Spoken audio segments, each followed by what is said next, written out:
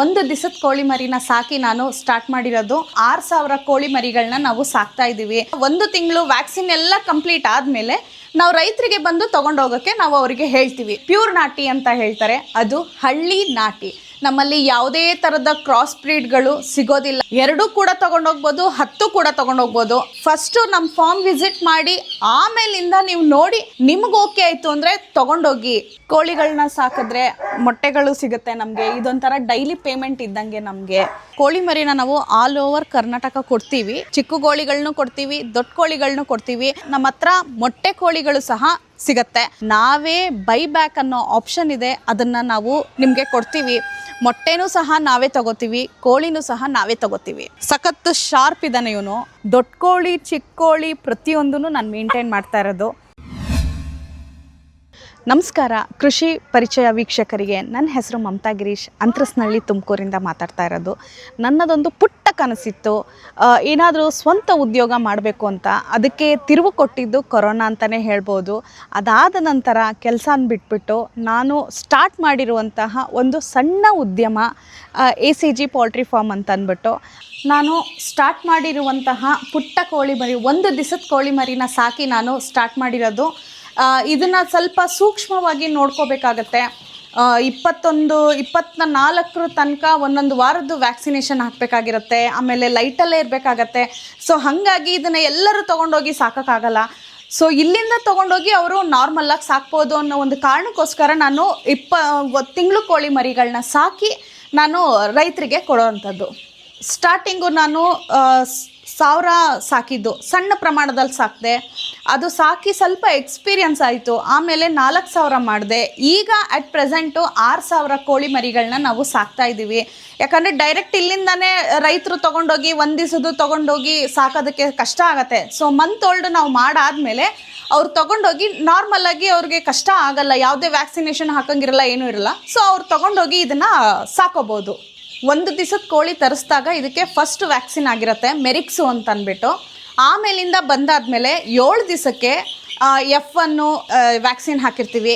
ಆಮೇಲೆ 14 ದಿವಸಕ್ಕೆ IBD ಹಾಕಿರ್ತೀವಿ. ಆಮೇಲೆ 21 ದಿವಸಕ್ಕೆ ಲೊಸೋಟ ಹಾಕಿರ್ತೀವಿ. 24ನೇ ದಿವಸಕ್ಕೆ ರಾಣಿಕೇತ್ ಹಾಕಿರ್ತೀವಿ. ಸೊ ಇದೆಲ್ಲ ರೈತರು ತೊಗೊಂಡೋಗಿ ಅವರು ಇದನ್ನು ಲೈಟಲ್ಲೇ ಇಟ್ಟಿರಬೇಕಾಗತ್ತೆ. ಮತ್ತು ಸೂಕ್ಷ್ಮವಾಗಿ ಅಂದರೆ ಕ್ಲೀನಾಗಿ ಫೀಡರು, ಡ್ರಿಂಕರು ಎಲ್ಲ ಪ್ರತಿಯೊಂದು ನಾವು ಕ್ಲೀನ್ ಮಾಡಿ ಇಟ್ಕೊಂಡು ನಾವು ಡೈಲಿ ಇದು ಮೇಂಟೈನ್ ಮಾಡಬೇಕಾಗಿರುತ್ತೆ. ಸೊ ಹಾಗಾಗಿ ನಾವು ಇದನ್ನು 1 ತಿಂಗಳು ವ್ಯಾಕ್ಸಿನ್ ಎಲ್ಲ ಕಂಪ್ಲೀಟ್ ಆದಮೇಲೆ ನಾವು ರೈತರಿಗೆ ಬಂದು ತೊಗೊಂಡೋಗೋಕ್ಕೆ ನಾವು ಅವರಿಗೆ ಹೇಳ್ತೀವಿ. ಸೊ ಅವರಿಗೆ ತೊಗೊಂಡೋಗಿ ಅಲ್ಲಿ ತೋಟದಲ್ಲಿ ಮೇಯಿಸ್ಕೊಂಡು ಎಲ್ಲ ಇದು ಮಾಡೋಕ್ಕೆ ಸುಲಭ ಆಗತ್ತೆ ಅನ್ನೋ ಒಂದು ಕಾರಣಕ್ಕೆ ತಿಂಗಳು ಕೋಳಿ ಮರಿಗಳನ್ನ ನಾವು ತೊಗೊಳಕ್ಕೆ ಹೇಳ್ತೀವಿ ರೈತರುಗಳಿಗೆ. ನಮ್ಮಲ್ಲಿ ಹಳ್ಳಿ ನಾಟಿ ಅಂತ ನಾಟಿ ಕೋಳಿಗಳು, ಇವಾಗ ಜನ ಏನಂತಾರೆ ಅಂದರೆ ಪ್ಯೂರ್ ನಾಟಿ ಅಂತ ಹೇಳ್ತಾರೆ, ಅದು ಹಳ್ಳಿ ನಾಟಿ. ನಮ್ಮಲ್ಲಿ ಯಾವುದೇ ಥರದ ಕ್ರಾಸ್ ಬ್ರೀಡ್ಗಳು ಸಿಗೋದಿಲ್ಲ. ಯಾವುದೋ ನಾಟಿ ಅಂತಾರೆ, ಆ ಥರದ್ದು ಯಾವುದು ನಾವು ನಮ್ಮ ಹತ್ರ ಸಿಗಲ್ಲ. ನಮ್ಮ ಹತ್ರ ಸಿಗೋದು ಹಳ್ಳಿ ನಾಟಿ. ಆಮೇಲಿಂದ ಮತ್ತು ನಮ್ಮ ಹತ್ರ ಕೋಳಿ ಮರಿಗಳನ್ನ ನಾವು ಇಷ್ಟೇ ತೊಗೊಂಡೋಗ್ಬೇಕು, ಅಷ್ಟೇ ತೊಗೊಂಡೋಗ್ಬೇಕು ಅನ್ನೋ ಡಿಮ್ಯಾಂಡ್ ಇಲ್ಲ. 2 ಕೂಡ ತೊಗೊಂಡೋಗ್ಬೋದು, 10 ಕೂಡ ತೊಗೊಂಡೋಗ್ಬೋದು, 50 ಕೂಡ ತೊಗೊಂಡೋಗ್ಬೋದು. ನಮ್ಮ ಹತ್ರ ಮಿನಿಮಮ್ ಮ್ಯಾಕ್ಸಿಮಮ್ ಆ ಥರ ಯಾವುದೂ ಇಲ್ಲ. ನೀವು ಬಂದು ಮತ್ತು ಅಡ್ವಾನ್ಸ್ ಮಾಡಬೇಕು, ನಮಗೆ 3/4 ಭಾಗ ಅಡ್ವಾನ್ಸ್ ಮಾಡಬೇಕು, ಇಷ್ಟೇ ಮಾಡಬೇಕು, ಇಷ್ಟೇ ಪ್ರಮಾಣದ ಮಾಡಬೇಕು ಅನ್ನೋದು ಕಾನ್ಸೆಪ್ಟ್ ಇಲ್ಲ ನಮ್ಮ ಹತ್ರ.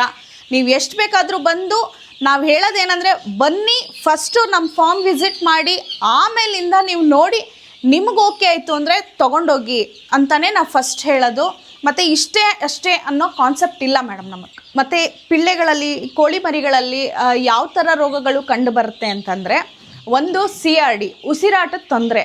ಯಾಕೆ ಬರುತ್ತೆ ಉಸಿರಾಟದ ತೊಂದರೆ ಅಂದರೆ, ಮೇಡಮ್ ಇಲ್ಲಿ ನೋಡಿ, ಈ ಥರ ಹಿಂಗೆ ಕುಡಿಯೋ ನೀರು ಇದು ಗಲೀಜಾಗಿದ್ದರೆ ಆ ನೀರನ್ನ ಕೋಳಿ ಮರಿಗಳು, ಈಗ ನಾನು ತೋರಿಸೋದಕ್ಕೆ ಅಂತಲೇ ಇದನ್ನ ಬಿಟ್ಟಿರೋದು, ಈ ಥರ ಇದ್ದಾಗ ಕೋಳಿ ಮರಿಗಳು ನೀರನ್ನ ಕುಡಿದು ಇನ್ಫೆಕ್ಷನ್ ಆಯಿತು ಅಂದರೆ, ಅದೇ ಗಲೀಜು ನೀರನ್ನ ಕುಡಿದು ಇನ್ಫೆಕ್ಷನ್ ಆಯಿತು ಅಂತಂದರೆ ಉಸಿರಾಟದ ತೊಂದರೆ ಬರುತ್ತೆ. ಕಣ್ಣಲ್ಲಿ ನೀರು ಬಂದು ಮೂಗಲ್ಲಿ ಇದು ಸೋರ್ತಾ ಇರೋ ಥರ, ಆ ಥರ ಎಲ್ಲ ಆದಾಗ ಅದು ಉಸಿರಾಟದ ತೊಂದರೆ ಅಂತ ನಾವು ಅರ್ಥ ಮಾಡ್ಕೋಬೇಕಾಗತ್ತೆ.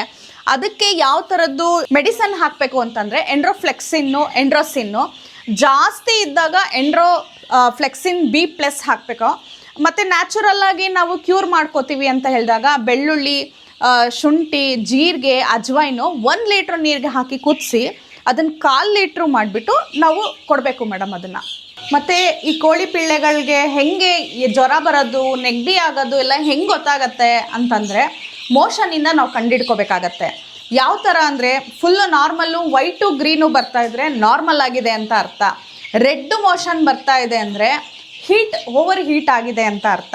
ಮತ್ತು ಫುಲ್ಲು ಗ್ರೀನಾಗಿ ಬರ್ತಾ ಇದೆ ಅಂತಂದರೆ ಅದು ಒಂಥರ ಜ್ವರ ಬಂದಿದೆ ಆ ಥರ ಅಂತ ಅರ್ಥ. ಮತ್ತು ಲೂಸ್ ಮೋಷನ್ ಸ್ವಲ್ಪ ನೀರಂಗೆ ಹೋಗ್ತಾ ಇರುತ್ತೆ, ನೀರು ಚೇಂಜ್ ಆಗಿರುತ್ತೆ, ಊಟ ಚೇಂಜ್ ಆಗಿರುತ್ತೆ ಅನ್ನೋದಕ್ಕೆ ಅರ್ಥ. ಒಂದೊಂದಕ್ಕೆ ಒಂದೊಂದು ಥರ ಇರುತ್ತೆ. ಸೊ ನಮಗೆ ಗೊತ್ತಾಗಲಿಲ್ಲ ಅಂದರೆ ನೀವು ಫೋನ್ ಮಾಡಿ ನಮಗೆ ವಿಚಾರಿಸ್ಬೋದು. ಫಸ್ಟ್ ನಾನು ಏನಂತ ಹೇಳಂದರೆ ಮೋಷನ್ನ ಚೆಕ್ ಮಾಡಿ, ಮೋಷನ್ನ ನೋಡ್ತಾ ಇರಿ. ಯಾಕಂದರೆ ನಮಗೆ ಜ್ವರ ಬರೋ ಥರ ಅವಕ್ಕೆ ಗೊತ್ತಾಗಲ್ಲ. ನಮಗೆ ಏನಿದ್ರು ಮೋಷನ್ ಬರ್ತಿದೆಯಾ, ಕಣ್ಣಲ್ಲಿ ನೀರು ಬರ್ತಿದೆಯಾ, ಮೂಗಲ್ಲಿ ಬರ್ತಿದೆಯಾ ಅಂತ ನೋಡಿ ತಿಳ್ಕೊಂಡು ನೀವು ನಮಗೆ ಫೋನ್ ಮಾಡಿ ಹೇಳಿದ್ರೆ ನಾವು ಇಂಥ ಮೆಡಿಸನ್ನು ಅಂತ ನಾವು ಹೇಳ್ತೀವಿ, ಅದನ್ನು ನೀವು ಅವಾಗ ಕೊಡ್ಬೋದಾಗುತ್ತೆ. ರೆಡ್ ಮೋಷನ್ಗೆ ಏನು ಅದಕ್ಕೆ ಮೆಡಿಸನ್ನು ಅಂದರೆ ಆಂಪ್ರೋಲಿನ್ ಅಂತ ಒಂದು ಬರುತ್ತೆ, ಅದನ್ನು ನೀವು ನೀರಿಗೆ ಹಾಕಿ ಕೊಡ್ಬೋದು. ನೋಡಿ ಮೇಡಮ್, ಇದು ನಮ್ಮ ಮನೆಯಲ್ಲಿ ಕೋಳಿಗಳು ಇಟ್ಟಿರೋಂತಹ ಮೊಟ್ಟೆಗಳು. ಕೋಳಿಗಳನ್ನ ಸಾಕಿದ್ರೆ ಮೊಟ್ಟೆಗಳು ಸಿಗುತ್ತೆ ನಮಗೆ. ಇದೊಂಥರ ಡೈಲಿ ಪೇಮೆಂಟ್ ಇದ್ದಂಗೆ ನಮಗೆ. ಸೊ ಹಾಗಾಗಿ ಕೋಳಿನ ಸಾಕಿ ಅಂತ ಹೇಳ್ತೀನಿ ನಾನು. ನಾವು ತುಮಕೂರಲ್ಲೇ ಅಲ್ಲ, ಬೆಂಗಳೂರಿಗೂ ಸಹ ಮೊಟ್ಟೆಗಳನ್ನ ನಾವು ಕಳಿಸ್ಕೊಡ್ತೀವಿ. ಹೇಗೆ ಅಂತಂದರೆ ನಮ್ಮದು ಬಸವೇಶ್ವರ ನಗರದಲ್ಲಿ ನಮ್ಮದು ಇನ್ನೊಂದು ಶಾಪ್ ಇದೆ. ಸೊ ನೀವು ಕಾಲ್ ಮಾಡಿ ನಮಗೆ ಫಸ್ಟೇ ಬುಕ್ ಮಾಡಿಕೊಂಡ್ರೆ ನಾವು ವೀಕ್ಲಿ ಒನ್ಸು ಸೋಮವಾರದೊತ್ತು ನಾವು ಮೊಟ್ಟೆಗಳನ್ನ ತಲುಪಿಸಿರ್ತೀವಿ. ನೀವು ಅಲ್ಲಿ ಬಂದು ಕಲೆಕ್ಟ್ ಮಾಡಿಕೊಂಡು ಹೋಗ್ಬೋದು. ನಿಮಗೆ ಗೊತ್ತಿರುವಂಥದ್ದೇ, ಈ ನಾಟಿ ಕೋಳಿ ಮೊಟ್ಟೆಗಳು ತುಂಬ ಮಹತ್ವ ಇದೆ ಇದಕ್ಕೆ. ಈಗ ಮಕ್ಕಳಿಗೆ ಪ್ರೆಗ್ನೆಂಟ್ಗಳಿಗೆ ತೊಗೊಂಡ್ಲಿ, ಇದು ಮಕ್ಕಳು ಬೆಳವಣಿಗೆಗೆ ಭಾಳ ಇಂಪಾರ್ಟೆಂಟು, ತುಂಬ ಯೂಸ್ ಆಗುತ್ತೆ. ಆಮೇಲಿಂದ ವಯಸ್ಸಾದವರಿಗೆ ಮೂಳೆ ಸ್ಟ್ರಾಂಗ್ ಆಗೋದಕ್ಕೆ, ಇವಾಗ ಕೈಕಾಲು ಮುರ್ಕೊಂಡಿರ್ತಾರೆ ಅವ್ರಿಗೆಲ್ಲ ತುಂಬ ಉಪಯುಕ್ತವಾದದ್ದು ಇದು. ತುಂಬ ಹೆಲ್ಪ್ಫುಲ್ ಅವರಿಗೆ, ಏಜ್ ಆದವ್ರಿಗಾಗಲಿ, ಇವಾಗ ಮನೇಲಿ ಕೆಲಸ ಮಾಡ್ತಿರ್ತಾರೆ ಅವರೆಲ್ಲ ವೀಕ್ನೆಸ್ಸು ಇರುತ್ತೆ ಹೆಣ್ಮಕ್ಳಿಗೆ, ಅವರು ಸಹ ತೊಗೋಬೋದು. ಮಕ್ಳಿಗೂ ಸಹ ಡೈಲಿ ಕೊಡ್ಬೋದು. ಮತ್ತು ಈ ಜಿಮ್ಗೆ ಹೋಗೋರು, ಬಾಡಿ ಬಿಲ್ಡರ್ಸ್ ಇರ್ತಾರಲ್ಲ, ಅವರು ಕೂಡ ಇದನ್ನು ಯೂಸ್ ಮಾಡ್ತಾರೆ. ಅಷ್ಟು ಇದು ಒಂದು ಮಹತ್ವ ಇದೆ ಇದಕ್ಕೆ. ಮತ್ತು ಪ್ರೆಗ್ನೆಂಟ್ ಇರೋ ಲೇಡೀಸ್ಗೆ ಡೈಲಿ ಒಂದು ಮೊಟ್ಟೆ ಬೇಯಿಸ್ಕೊಂಡು ಫುಲ್ ಬಾಯ್ಲ್ ಮಾಡಿಬಿಟ್ಟು ತಿನ್ನಬೇಕು. ಯಾಕಂದರೆ ಅವರು ತಿನ್ನೋದಲ್ದಿರ ಮಗುಗೂ ಕೂಡ ವಿಟಮಿನ್ಸು, ಪ್ರೋಟೀನ್ಸು ಎಲ್ಲ ಅವ್ರ ಮುಖಾಂತರ ಮಗುಗೂ ಹೋಗುತ್ತೆ. ಸೊ ಹಾಗಾಗಿ ಡೈಲಿ ಒಂದು ಬಾಯ್ಲ್ ಮಾಡಿಕೊಂಡು ಇದನ್ನು ತಿನ್ಬಹುದು. ನಾನು ಏನು ಹೇಳ್ತೀನಿ ಅಂದರೆ, ಮನೆಯಲ್ಲೇ ಕೂತ್ಕೊಂಡು ಹೆಣ್ಮಕ್ಳು ಮಾಡುವಂತಹ ಬೆಸ್ಟ್ ಕೆಲಸ ಇದು. ಸಣ್ಣ ಪ್ರಮಾಣದಲ್ಲೇ ಮಾಡಿ, ದೊಡ್ಡ ಪ್ರಮಾಣದಲ್ಲಿ ಮಾಡಿ ಅಂತ ಹೇಳಲ್ಲ. ಯಾಕಂದರೆ ಮನೆಯಲ್ಲಿ ಬ್ಯಾಕ್ ಯಾರ್ಡು ಹಿತ್ತಲುಗಡೆ ಜಾಗ ಇರುತ್ತಲ್ಲ, ಅಲ್ಲಿ ನಾವು ಆರಾಮಾಗಿ ಯಾವುದೇ ಥರದ್ದು ಜಸ್ಟ್ ಕೋಳಿ ಒಂದು ತೊಗೊಂಡೋದ್ರೆ ಇನ್ಯಾವ ಇನ್ವೆಸ್ಟ್ಮೆಂಟು ಇರಲ್ಲ. ಮತ್ತು ಇದ್ರದ್ದು ಆಹಾರ ಪದ್ಧತಿ ಬಂದು ನಾವು ಮನೇಲಿ ಏನು ಮಿಕ್ಕಿರುತ್ತೆ ಅದನ್ನೇ ಹಾಕ್ಬೋದು. ಮತ್ತು ನುಗ್ಗೆ ಸೊಪ್ಪು, ಪಪ್ಪಾಯ ಎಲೆ, ಬಾಳೆ ಎಲೆ, ಬಾಳೆ ದಿಂಡು ಇದು ಮತ್ತು ಅದನ್ನು ಹಾಕ್ಬೋದು. ಮತ್ತು ತೋಟನೆಲ್ಲ ಫುಲ್ಲು ಕ್ಲೀನಾಗಿರಿಸುತ್ತೆ, ಯಾವುದೇ ಥರದ್ದು ಬರೋದು ಏನೂ ಆಗೋದಿಲ್ಲ. ಸೊ ಹಾಗಾಗಿ ಇದು ಬೆಸ್ಟು. ಮತ್ತು ಹೆಣ್ಮಕ್ಳಿಗೆ ಏನು ಹೇಳ್ತೀನಿ ಅಂದರೆ, ಸಣ್ಣ ಪ್ರಮಾಣದಿಂದ ಸ್ಟಾರ್ಟ್ ಮಾಡಿ, ದೊಡ್ಡ ಪ್ರಮಾಣದಲ್ಲಿ ಮಾಡೋಕ್ಕೆ ಹೋಗಬೇಡಿ. ಸ್ಟಾರ್ಟಿಂಗ್ ಎಕ್ಸ್ಪೀರಿಯನ್ಸ್ ಆಗೋ ತನಕ, ಆಮೇಲಿಂದ ಸ್ಟೆಪ್ ಬೈ ಸ್ಟೆಪ್ ಹೋಗಿ ಅಂತ ಹೇಳ್ತೀನಿ. 8 ಅವರ್ ದುಡಿಬೇಕು ಅನ್ನೋದಿರಲ್ಲ. ಜಸ್ಟ್ ನಮ್ಮ ಕಣ್ಮುಂದೆ ಇರುತ್ತೆ. ನಾವು ಒಂದು 2 ಅವರ್ ಅದಕ್ಕೆ ನೀರು, ಫೀಡರು ಅದನ್ನೆಲ್ಲ ಫೀಡ್ ಮಾಡಿಬಿಟ್ಟು ಎಲ್ಲ ಅದ್ರ ಪಾಡಿಗೆ ಅದು ಮೇಯ್ಕೊತಾ ಇರುತ್ತೆ ಬಿಟ್ಟರೆ. ಸೊ ಹಾಗಾಗಿ ನಾವು ಅದಕ್ಕೆ ಜಾಸ್ತಿ ಕೂಡ ಟೈಮ್ ಸ್ಪೆಂಡ್ ಮಾಡೋ ಅವಶ್ಯಕತೆ ಇರಲ್ಲ. ಕೋಳಿ ಪಿಳ್ಳೆನ ತಂದು ಕೋಳಿನ ದೊಡ್ಡದು ಮಾಡಿದ್ರೆ ಮೊಟ್ಟೆ ಸಿಗುತ್ತೆ, ಕೋಳಿ ಸಿಗುತ್ತೆ, ಜಾಸ್ತಿ ಇನ್ವೆಸ್ಟ್ಮೆಂಟು ಇರೋದಿಲ್ಲ. ಕೋಳಿ ಮರಿನ ನಾವು ಆಲ್ ಓವರ್ ಕರ್ನಾಟಕ ಕೊಡ್ತೀವಿ. ಬಟ್ ಆದರೆ ಡೆಲಿವರಿ ಜಾಸ್ತಿ ನಾವು ಮಾಡೋಕ್ಕೆ ಹೋಗಲ್ಲ ಕೊಡೋದಕ್ಕೆ. ಬಿಕಾಸ್ ನೀವು ಬಂದು ನೋಡಿ ಆಮೇಲೆ ತೊಗೊಂಡೋಗಿ ಅಂತಲೇ ನಾವು ಹೇಳೋದು. ಚಿಕ್ಕ ಕೋಳಿಗಳನ್ನೂ ಕೊಡ್ತೀವಿ, ದೊಡ್ಡ ಕೋಳಿಗಳನ್ನೂ ಕೊಡ್ತೀವಿ. ಮತ್ತು ನಮ್ಮ ಹತ್ರ ಇಷ್ಟೇ 500 ತೊಗೋಬೇಕು ಅನ್ನೋದಿಲ್ಲ. ನೀವು ಎಷ್ಟಾದರೂ ಬಂದು ನೋಡಿ ಆಮೇಲೆ ತೊಗೊಂಡೋಗಿ ಅಂತಲೇ ನಾವು ಹೇಳೋದು. ಈಗ ಮರಿಗಳನ್ನ ತೊಗೊಂಡೋಗಿ ಸಾಕಿ 5-6 ತಿಂಗಳ ತನಕ ನಮಗೆ ಆಗಲ್ಲ ಅಷ್ಟೊಂದು ಮೇಂಟೈನ್ ಮಾಡೋಕ್ಕೇನವ್ರೆ. ನಮ್ಮ ಹತ್ರ ಮೊಟ್ಟೆ ಕೋಳಿಗಳು ಸಹ ಸಿಗುತ್ತೆ. ನೀವು ಅದನ್ನೇ ಬಂದು ತೊಗೊಂಡು ಹೋಗ್ಬೋದು. ಅದಕ್ಕೂ ಕೂಡ ಫಸ್ಟು ನೀವು ಬಂದು ನೋಡಿ ಆಮೇಲೆ ತೊಗೊಂಡೋಗಿ. ಇವಾಗ ಹೆಣ್ಮಕ್ಳು ಕೋಳಿ ಏನೋ ತೊಗೊಂಡ್ಬಿಡ್ತೀರಾ ಮೇಡಮ್, ನಮ್ಗೆ ಮೊಟ್ಟೆ ಎಲ್ಲಿ ಕೊಡೋದು, ಕೋಳಿ ಏನು ಮಾಡೋದು ಅನ್ನೋದು ನಿಮಗೆ ಪ್ರಶ್ನೆ ಇದ್ದೇ ಇರುತ್ತೆ. ಅದಕ್ಕೂ ಸಹ ನಮ್ಮ ಹತ್ರನೇ ಇದೆ ಉತ್ತರ. ನಾವೇ ಬೈಬ್ಯಾಕ್ ಅನ್ನೋ ಆಪ್ಷನ್ ಇದೆ, ಅದನ್ನು ನಾವು ನಿಮಗೆ ಕೊಡ್ತೀವಿ. ಮೊಟ್ಟೆನೂ ಸಹ ನಾವೇ ತೊಗೋತೀವಿ, ಕೋಳಿನೂ ಸಹ ನಾವೇ ತೊಗೋತೀವಿ. ಸೊ ಹಾಗಾಗಿ ಟೆನ್ಷನ್ನು ಅದು ತೊಗೊಳೋ ಅವಶ್ಯಕತೆ ಇರಲ್ಲ ಹೆಣ್ಮಕ್ಳಿಗೆ. ನೀವು ನೋಡ್ಬೋದು ಕೋಳಿಗಳು ಯಾವ ಥರ ಇದೆ ಅಂತಂದ್ಬಿಟ್ಟು, ಎಷ್ಟು ಶಾರ್ಪಾಗಿರುತ್ತೆ. ಇದಕ್ಕೆ ಮೇಯ್ನು ಏನು ಅಂತಂದರೆ ನಾವು ಕೊಡೋ ಆಹಾರ ಪದ್ಧತಿ ಮತ್ತು ಅದಕ್ಕೇನು ಕ್ಲೀನಾಗಿರೋ ನೀರು ಕೊಡಬೇಕು, ಮತ್ತು ಅದರ ಆಹಾರ ಪದ್ಧತಿ ತುಂಬ ಮುಖ್ಯ ಆಗತ್ತೆ. ಇವಾಗ ಕೆಲವ್ರಿಗೆ ಕನ್ಫ್ಯೂಷನ್ ಇರುತ್ತೆ, ಹೇಗೆ ನಾಟಿ ಕೋಳಿ ಹೆಂಗೆ ಗೊತ್ತಾಗತ್ತೆ ಅನ್ನೋದು. ನೋಡಿ, ಇದು 6.5 ತಿಂಗಳು ನಾಟಿ ಕೋಳಿ. ಇದು ಸ್ಟ್ರೈಪ್ಸ್ ನೋಡಿ ಹೆಂಗೆ ಬಂದಿರುತ್ತೆ. ಸೊ ಇದರಿಂದ ಕ್ಲೀನಾಗಿ ಗೊತ್ತಾಗತ್ತೆ ಇದೆಲ್ಲ ನೋಡಿ. ಸೊ ಇದು ನಾಟಿ ಕೋಳಿ ನೋಡಿ, ಇದೆಷ್ಟು ಆರೋಗ್ಯವಾಗಿದೆ ಅಂತಂದರೆ ಸಖತ್ತು ಶಾರ್ಪ್ ಇದ್ದಾನೆ ಇವನು ಮೇಯ್ನ್ ಸೆಂಟ್ರ್ ಆಫ್ ಅಟ್ರಾಕ್ಷನ್ ನಮ್ಮ ಒಂದು ಫಾರ್ಮ್ಗೆ. ಇವನು ತುಂಬ ಶಾರ್ಪ್ ಇದ್ದಾನೆ. ಮತ್ತು ಕೆಲವ್ರಿಗೆ ಅನುಮಾನ ಇರ್ಬೋದು, ಇಷ್ಟೆಲ್ಲ ಮಾಡ್ತಿದ್ದೀರಾ, ಲೇಬರ್ ಇಲ್ವಾ ಅಂತ ಅಂದ್ಬಿಟ್ಟು. ಖಂಡಿತ ಇಲ್ಲ ಮ್ಯಾಮ್. ನನ್ನ ಮನೆ ಕೆಲಸ, ಮನೆ ಜವಾಬ್ದಾರಿನೆಲ್ಲ ನಿಭಾಯಿಸ್ಬಿಟ್ಟೆ ದೊಡ್ಡ ಕೋಳಿ ಚಿಕ್ಕ ಕೋಳಿ ಪ್ರತಿಯೊಂದೂ ನಾನು ಮೇಂಟೈನ್ ಮಾಡ್ತಾ ಇರೋದು.